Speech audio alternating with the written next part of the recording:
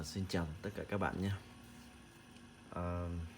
Mình cũng xin chia sẻ những cái video về cách hướng dẫn học tiếng Hàn Mông. Nhưng mà hôm nay mình muốn làm cái video này để trước khi mình muốn làm cái video thì mình nói cho các bạn là những cái video trước mình làm thì mình làm ở trên cái edit video ở trên điện thoại. Nhưng mà hôm nay tại vì mình không có thời gian cho nên mình muốn làm và nói và đánh cái chữ ở trên máy tính này luôn để cho các bạn thấy được chữ và nói cái tiếng cho các bạn, để cho mình nói được chi tiết hơn cho các bạn biết.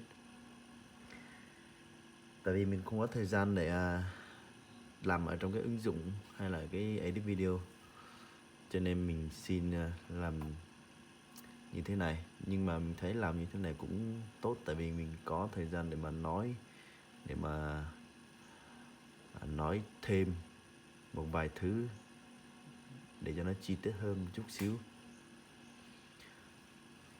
Và hôm nay mình sẽ làm theo yêu cầu của một vài bạn. Đáng lẽ ra bài này mình chỉ cho các bạn về những cái câu trả lời. Như lần trước mình làm bài những cái câu hỏi, làm về những cái câu hỏi. Nhưng mà hôm nay mình sẽ làm về những cái câu chúc nhau. Tại vì có một bạn cũng bình luận và có nhiều bạn cũng bình luận là làm cái này cái kia. Nhưng mà đặc biệt là có một bạn bình luận là hãy làm về những câu chúc nhau. Thì hôm nay mình xin làm một bài về những câu chúc nhau. Tại vì bây giờ gần Tết rồi, cho nên mình cũng cần những cái từ chúc nhau hay là những cái câu chúc nhau để mà chúc Tết chẳng hạn. Và cũng có nhiều điều mình cũng cần để mà chúc nhau, ví dụ như là sinh nhật chẳng hạn, đám cưới chẳng hạn. Nhưng mà đặc biệt là bây giờ nó gần Tết rồi, cho nên mình xin chia sẻ cái video này để cho chúng ta biết về những cái câu chúc cho năm mới. Trước tiên thì chúng ta sẽ học cái từ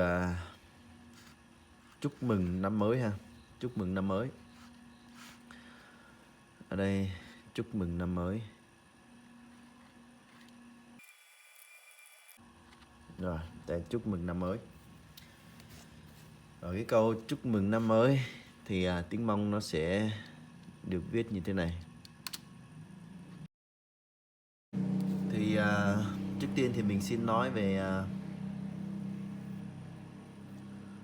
trước tiên thì mình xin giải thích một chút xíu về cái câu này. Ok, mình chỉ cho các bạn đọc cái từ chúc mừng năm mới trong tiếng Mông thì là nho rồng xiong chia. Nho rồng xiong chia. Thì cái từ nho rồng xiong chia, cái từ nho rồng đây á, thật ra tiếng Mông chúng ta không có cái từ chúc mừng, chúc, đặc biệt là cái từ chúc. Cái từ chúc thì trong tiếng Mông không có, thì chúng ta sẽ dùng cái từ nho rồng. Cái từ nho rồng cũng chúng ta cũng có thể xài hay là sử dụng ở trong cái từ xin chào. Đặc biệt là cái từ xin chào thì chúng ta sẽ dùng trong cái từ nho rồng. Còn về xiong chia, xiong có nghĩa là năm và chia có nghĩa là mới. Nhưng mà đặc biệt là cái từ nho rồng, hay là nếu mà chúng ta không viết, không đọc như thế này thì chúng ta sẽ đọc như thế này.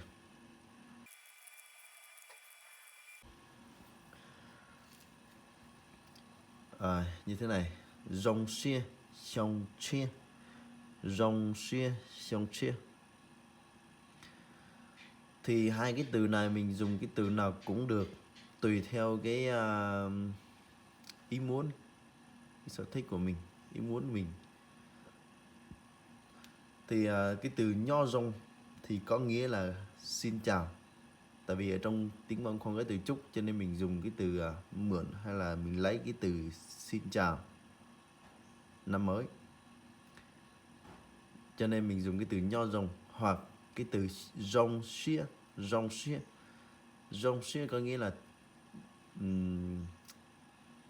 vui mừng. Vui mừng, tại vì mình không có chúc mừng, cho nên mình chỉ có cái từ vui mừng. Vui mừng năm mới, như vậy thôi. Tiếng Mông là chỉ có như vậy, tại vì chúng ta không có cái từ chúc, cho nên chúng ta phải dùng hai cái từ này. Thì anh em chúng ta dùng từ nào cũng được.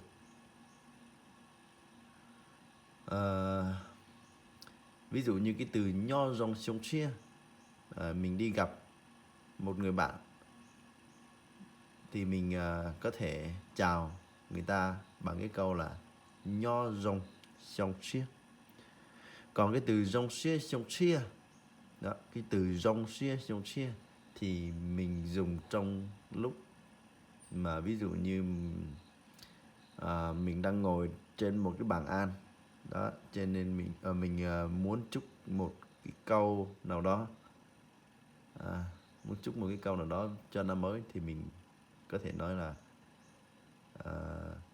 rong xia xiong chia đó, cái từ rong xia xiong chia. Rồi, đây là chúc mừng năm mới nha. Rồi mình sẽ đi câu tiếp theo.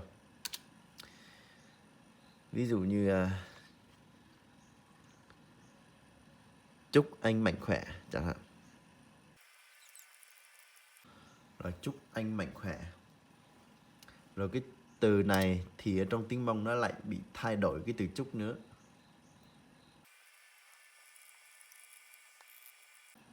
Rồi cái từ này á thì nó hơi dài một chút ở trong tiếng Mông. Tại vì trong tiếng Việt thì chúng ta có thể nói tóm gọn như thế này, hay là nói một cái câu nó nhanh gọn như thế này. Nhưng mà trong tiếng Mông thì nó lại khác, chúng ta phải nói nhiều hơn một chút. Từ này chúng ta sẽ đọc là thó cỏ co no ca nho rồng. Thó cỏ co no ca nho rồng. Đó, cái từ thó cỏ co tức là nếu mà chúng ta dịch từ ở trong tiếng Mông sang tiếng Việt để mà nó đúng y như cái câu tiếng Mông á, thì chúng ta sẽ ra cái từ là thó cỏ, tức là xin cho anh được mạnh khỏe. Đó, xin cho anh được mạnh khỏe. Thật ra cái từ nọ ca nho rồng này, cái từ nọ ca nho rồng, thó cỏ cỏ, ok, thó cỏ cỏ nọ ca nho rồng, nọ ca nho rồng, thì cái từ nọ ca nho rồng mình, nếu mà mình dịch cho đúng sát nghĩa luôn á, thì cái từ này có thể nói là chúc cho anh ăn tốt, sống tốt, như vậy. Chúc cho anh ăn tốt, sống tốt như vậy. Thật ra nó cũng không đúng hạn là khỏe mạnh, nhưng mà thật ra cái từ sống cho tốt, ăn uống cho tốt đó, để mà anh có sức khỏe, như vậy thôi. Tiếng Mông là nó chỉ có như vậy. Nhưng mà nếu mà chúng ta dịch nguyên cái câu chúc anh mạnh khỏe, thì lúc này chúng ta sẽ dùng luôn cái từ thó cỏ co no ca nho rồng. Nhưng mà nếu mà chúng ta dịch từng câu, từng từ, từng chữ thì nó sẽ ra, nó lại khác đó. Nhưng mà khi chúng ta dùng nguyên câu thì nó là như vậy. Ok, đây là cái từ chúc anh mạnh khỏe. Rồi, chúc tức là xin cho anh được mạnh khỏe, hay là xin cho anh được ăn uống tốt, sống tốt đó, tức là chúc anh mạnh khỏe. Thì tiếng Mông là thó cỏ co nọ ca nho rồng.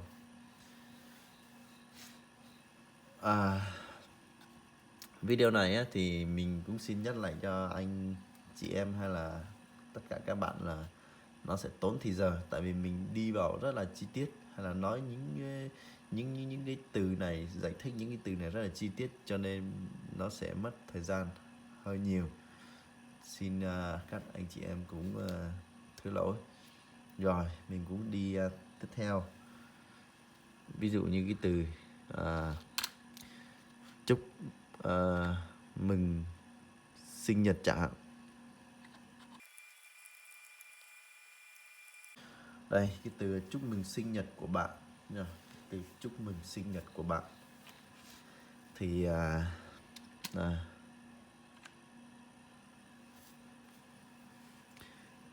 bây giờ mình sẽ viết như thế này, tiếng Mông nó sẽ như thế này. Chúc mừng sinh nhật của bạn. Rồi tiếng Mông sẽ đọc như sau. Rong xia trâu co nu yu. Rong xia trâu co nu yu. Thì cái từ này chúng ta sẽ dùng giống như cái từ ở bên trên, cái từ chúc mừng năm mới ấy, cái câu thứ hai rong xia rong xia. Thì ở dưới này chúng ta cũng sẽ dùng cái từ tương tự. Thật ra cái chỗ này thì chúng ta dùng cho cá nhân, nhưng mà cái từ này nó lại khác, cái khía cạnh nó lại khác, hay là cái trường hợp nó lại khác. Ví dụ như cái từ ở trên bên trên là chúc anh mạnh khỏe thì nó lại khác. Rồi cái từ chúc mừng sinh nhật của bạn thì nó lại khác. Đó, cho nên nó hơi phức tạp một chút xíu chỗ này. Thì chúc mừng sinh nhật của bạn thì tiếng Mông, nếu mà chúng ta đọc cho nó dịch sang từ tiếng Mông vào tiếng Việt để cho nó đúng cái nghĩa của nó, thì nó có nghĩa là cái từ rong xia thì hồi nãy mình nói rồi, rong xia có nghĩa là vui mừng. Trâu co nu yu thì ở đây cái từ trâu co thì có nghĩa là cho bạn, vui mừng cho bạn đó. Và ngày sinh nhật, cái từ nu yu, hai cái từ cuối cùng này là nu yu có nghĩa là ngày sinh. Thì mình sẽ đọc là rong xia trâu co nu yu. Ở đây nó sẽ đi ngược lại một chút xíu. Ví dụ như là trâu co nu yu thì cho bạn ngày sinh nhật. Ví dụ như vui mừng cho bạn ngày sinh nhật. Đó, nếu mà chúng ta đọc theo đúng như tiếng Mông thì nó lại khác. Nhưng mà khi chúng ta đi qua tiếng Việt chúng ta đọc thì nó sẽ là chúc mừng sinh nhật của bạn. Nhưng mà tiếng Mông thì nó sẽ đi ngược lại một chút xíu, và nó sẽ dùng những cái từ nó đi gọi là sao đây, những cái từ mà nó khác, nó đi đảo lộn một chút xíu. Và cái từ đầu tiên này chúng ta cũng sẽ dùng cái từ giống như cái chúc mừng năm mới ở bên trên, chúng ta sẽ không dùng cho cái từ chúc anh mạnh khỏe nha. Rồi ok. Một cái từ khác, cái câu khác, xem chúng ta sẽ học câu nào đây.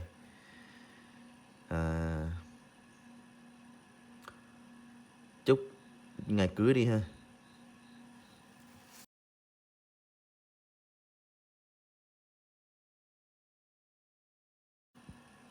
Đây mình không có ghi cái từ xin, chỉ ghi từ chúc mừng ngày cưới của hai bạn. Thì bên dưới chúng ta sẽ có cái tiếng Mông như sau. Rồi, chúc mừng ngày cưới của hai bạn thì tiếng Mông sẽ đọc như sau. Rong xia trâu nê trong sông. Ok. Rong xia trâu nê trong sông. Thì cái từ này chúng ta cũng sẽ dùng cái từ rong xia ở bên trên, giống như là cái từ mừng sinh nhật hay là mừng năm mới.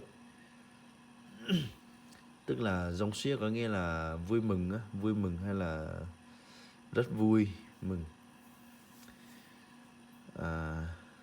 cho hai bạn. Trầu nê, cái từ rong xia trầu nê, rong xia trầu nê có nghĩa là cho hai bạn và đám cưới đó. Nhưng mà tiếng Mông thì nó hơi đi ngược lại, giống như hồi nãy mình nói ở bên trên, thì chúc mừng ngày cưới của hai bạn. Rong xia trầu nê trong trong, hay đi ngược lại, nhưng mà nó đúng trong cái nguyên văn của tiếng Mông. Nhưng mà khi chúng ta dịch sang tiếng Việt thì nó lại bị đảo lộn một chút xíu. Rồi, chắc là mình sẽ tạm dừng tại đây, tại vì video hơi bị dài. Nếu như mình nói thêm nữa thì nó sẽ rất là nhiều, rất là dài. Và nếu như có những cái câu chúc nào đó mà các bạn muốn mình nói thêm thì các bạn hãy bình luận xuống bên dưới để cho mình nói thêm. Và trước khi hết video thì mình cũng xin nói cho các bạn là mình không phải là người chuyên môn để mà dạy học hay là dạy ngôn ngữ hay là làm cái nghề giáo viên, cho nên ở đây mình chỉ cho các bạn một vài từ, một vài câu để cho các bạn tham khảo và học hỏi để biết thêm tiếng Mông. Thì mình cũng xin nói cho các bạn là mình không có thời gian nhiều để mà làm video, cho nên lâu lâu khoảng mấy tháng hoặc là một năm hay là nửa năm, thậm chí cả một năm luôn, và mình mới ra một video. Chắc có thể có nhiều bạn nghĩ là sao mà không có làm, tại vì thứ nhất là mình không có thời gian để mà làm, và thứ hai nữa đây cũng không phải là cái công việc chính của mình. Thỉnh thoảng mình làm một vài video mình thấy các bạn thích rồi các bạn cũng bình luận là mình phải làm thêm, hay làm thêm vài video để cho các bạn học hỏi thêm. Cho nên mình cũng thấy ok, cũng vui làm cho các bạn học hỏi để biết về tiếng Mông, thì cái điều này nó cũng vui, cho nên mình làm cho các bạn. Cho nên mình cũng xin các bạn thứ lỗi, tại vì mình không có làm được thường xuyên theo như ý muốn của các bạn. Xin cảm ơn các bạn đã theo dõi video của mình. Mình xin hết.